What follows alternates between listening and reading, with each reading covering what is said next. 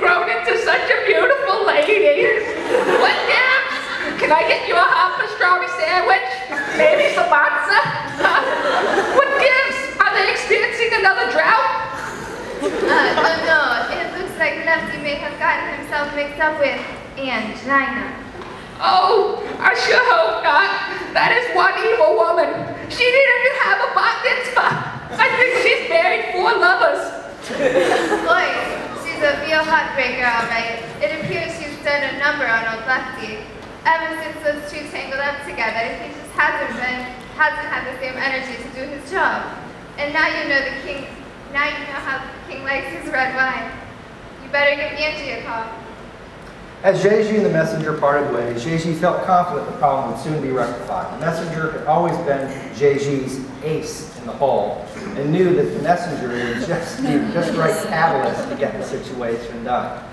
Now bear in mind that the messenger was no choir boy.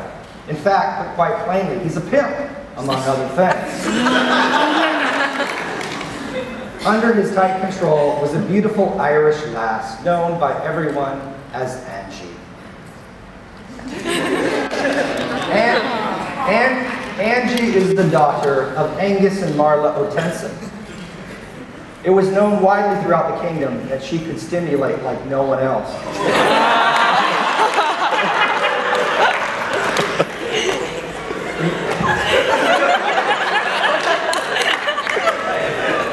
The messenger had used Angie's services before to get Lefty's attention, and she had always been very successful. Angie, I need you to pay our friend Lefty a little house call. It seems he's been taken with another woman and has not been able to keep his mind on his work. He's become a complete schlemiel. The situation is threatening to cut into the king's supply of Manischewitz, and Otto has asked that we intervene on the king's behalf.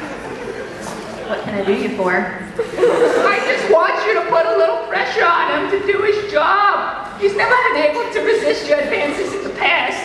You're such a vixen. During times of drought, you were able to squeeze an ample supply of Manischewitz out of them for the king. I think the situation calls for the usual. Consider it done. But before I leave for the northern regions, I will pay a visit to my friend Aldo. I will send him to the castle to help the servants better utilize the wine stores already available. You know, Aldo has quite a reputation for being frugal. They say he can pull the water out of brine. So after a quick visit to her friend, Mr. Aldo Sterone, Angie was off to see Lefty. While the trip to the northern region was long, she knew that if she stuck to the main arteries, that she would be there in no time. It seemed that everywhere Angie went, she generated excitement. The heavy rains in the southern regions were causing some local flooding, making the traffic almost suffocating at times. You're the only purveyor of fine red wine, and everyone, especially the king, is counting on you to maintain your output. Woman, hold thy tongue, for I have been toiling day and night to supply the king his red wine.